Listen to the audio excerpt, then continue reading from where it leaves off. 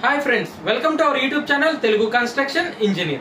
ఈరోజు మనం వీడియోలో రెండు ఇంపార్టెంట్ పాయింట్లు అనేది డిస్కస్ చేయడానికి మీ ముందుకు వచ్చాను. సో ఆ రెండు ఇంపార్టెంట్ పాయింట్లు ఏంటంటే 1.5 సెంటులో కట్టబోయే ఇంటికి లేబరు, అదేవిధంగా ముఖ్యమైన ఇంపార్టెంట్ మెటీరియల్స్ అయినటువంటి ఇసుక, సిమెంట్, కంకర, స్టీల్, ఇటుకలు ఎంత అవుతాయి, అదేవిధంగా ఎంత రేటు, ఎంత అవసరము, ఎంత రేటు అనేది ఈ వీడియోలో డిస్కస్ చేయబోతున్నాను.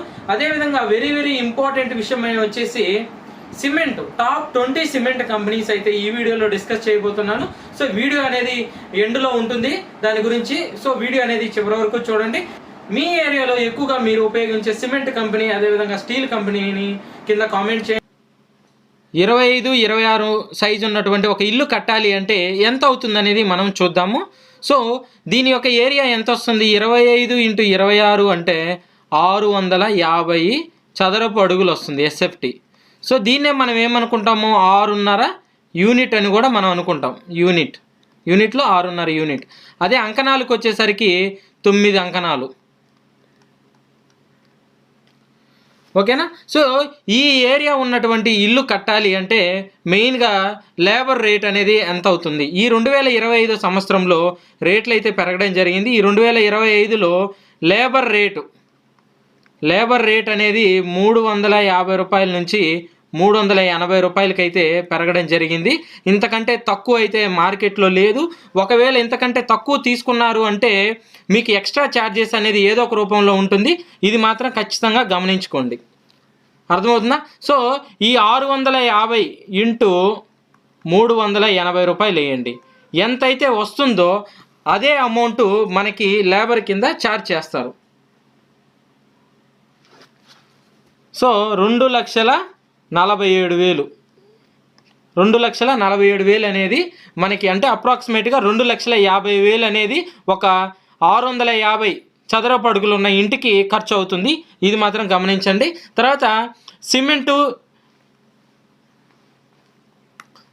సిమెంట్ విషయానికి వద్దాం. సో జనరల్గా సిమెంట్ అనేది మనము కట్టుకునే ఇంటి ప్లాన్ బట్టి సిమెంట్ అనేది వేరీ అవుతుంది. మీకు కొండ గుర్తు అంటే తంబ్రూలు మీరు రఫ్గా చెప్పాలి అంటే ఎందుకంటే మన ఇల్లు కట్టేటప్పుడు మనకు ఒక ఐడియా అనేది ఉండాలి. సో ఈ ఐడియా అనేది మనకు తెలిసినప్పుడు ఏ మెటీరియల్ ఎంత అవుతుంది అనేది కూడా మనకు క్లారిటీ అనేది ఉంటుంది. సో ఇక్కడ మీరు గమనించుకోవాల్సిన విషయం ఏంటంటే మనకి 650 చదరపు అడుగులు కదా. సో ఒక అడుగుకి 0.4 to 0.5 అంటే ఒక అడుగుకి అర బ్యాగ్ అనేది పడుతుంది. సో దాని ప్రకారం మనం లెక్కేసుకుంటే 325 బ్యాగ్స్ అనేది అవసరం అవుతుంది. అయితే ఇక్కడ మీరు యూజ్ చేసే స్ట్రక్చరు, వాల్స్ను బట్టి ఈ 325 కాస్త 450 బ్యాగులు కూడా అవ్వచ్చు, 500 బ్యాగులు కూడా అవ్వచ్చు. సో మినిమమ్ 325 అనేది ఖర్చు చేయాల్సి ఉంటుంది.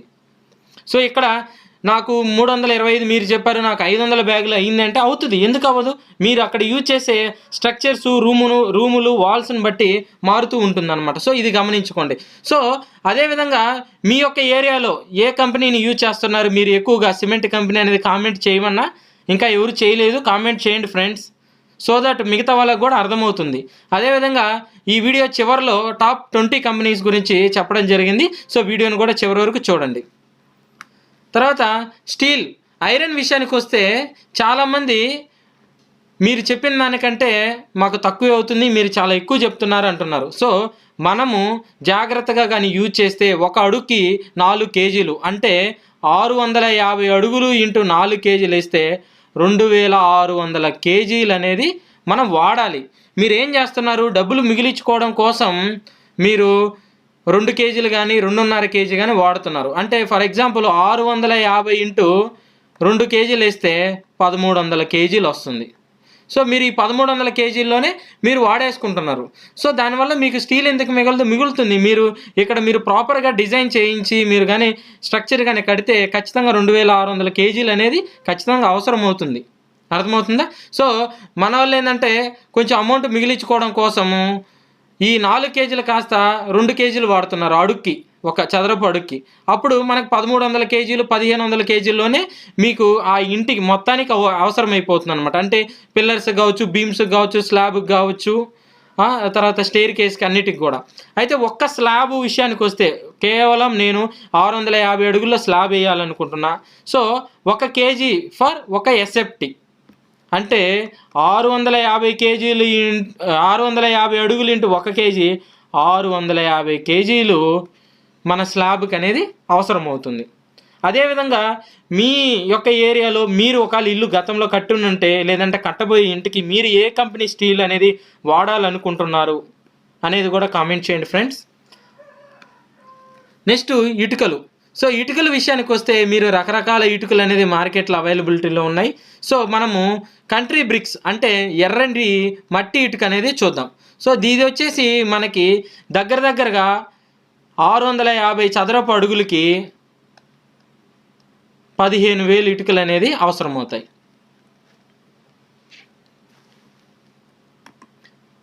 సో ఇక్కడ ఈ 15,000 అనేది ఫిక్స్డ్ కాదు. ఇది మీకు రఫ్ క్యాలిక్యులేషన్ కోసం, ఒక ఐడియా కోసం ఇన్ని నెంబర్స్ అంటే ఈ 15,000 ఇటుకలు అనేది అవసరమవుతాయని నేను చెప్తున్నాను.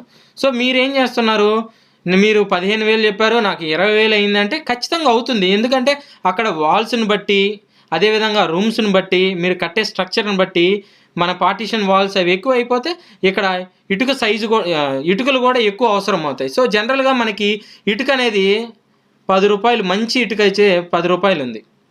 అంటే 10 రూపాయలు ఇంటూ ఈ 15,000 మనకి మొత్తం ఎంత వచ్చింది, 1,50,000 అనేది ఇటుకలకి అనేది అవసరం అవుతుంది. సో ఇది గమనించుకోండి. తర్వాత ఇసుక. సో ఇసుక విషయానికి వస్తే నేను చాలాసార్లు చెప్పాను, మీరు ఖచ్చితంగా రివర్ శాండ్ని మాత్రమే వాడండి అని నేను చాలాసార్లు మీకు చెప్పాను. రివర్ శాండ్ వాడకుండా మీకు లోకల్లో ఉన్నటువంటి శాండ్ అవైలబిలిటీలో కానీ దొరికిందంటే మీరు ఇబ్బంది పడిపోతారు. ఇసుక విషయానికి వస్తే మనకి ఇసుక ప్లాస్టింగ్కి, కాంక్రీట్లు వర్క్స్కి అన్నిటికి కూడా ఉపయోగపడుతుంది. సో ఇసుక అనేది ఎంత పడుతుంది, సో మనకి టన్స్లోకి వచ్చేసరికి దగ్గరగా 60 టన్నులు 60 టన్నులు అనేది పడుతుంది. సో ట్రాక్టర్ల విషయానికి వస్తే మనకి దగ్గరగా 12 నుంచి 15 ట్రాక్టర్లు, ఇవి ట్రాక్టర్సు, ఇది టన్స్, 60 టన్నులు అనేది అవుతుంది. ఇంతకంటే ఎక్కువ కూడా అవ్వచ్చు, 60 నుంచి 80 టన్స్ కూడా అవసరం అవుతుంది. సో ఇది గమనించుకోండి మీరు. సో మనం మార్కెట్ రేట్ అనేది ఇప్పుడు చూస్తే మనకి ఒక ట్రాక్టరు, సపోజ్ ఇక్కడ 15 అనుకుందాం, 15 ట్రాక్టర్లు, ట్రాక్టర్ వచ్చేసి 5,000 చొప్పున మనకి 75,000 అనేది ఓన్లీ ఒక ఇసుక అవుతుంది. అర్థమైందా? అదేవిధంగా మనం కంకర విషయానికి వస్తే కంకర కూడా మనకి మార్కెట్లో ఇంచుమించు 5,000 రూపాయల నుంచి ఒక ట్రాక్టర్ 6,000 రూపాయలు అనేది ఉంది. సో మనం జనరల్గా 20 mm మెటల్ వాడతాము, అదేవిధంగా 40 mm మెటల్ అనేది వాడతాం. సో ఈ 40 mm పీసీసీ బెడ్కి, ఫ్లోరింగ్ బెడ్కి వాడతాము, 20 mm అన్ని కాంక్రీట్ వర్క్స్లో వాడతాం. అర్థమైంది కదా? సో జనరల్గా మనకి ఒక ఎస్ఎఫ్టీకి లేబరు ప్లస్ మెటీరియల్ రెండు కలిపితే ఎంత అవుతుందంటే 23,000 రూపాయలు అనేది ఇప్పుడు ఛార్జ్ చేస్తున్నారు. అది కూడా మీడియం రేంజ్కి. అంటే మనం 650 ఇంటూ 23,000 అప్పటికి ఎంత అవుతుంది,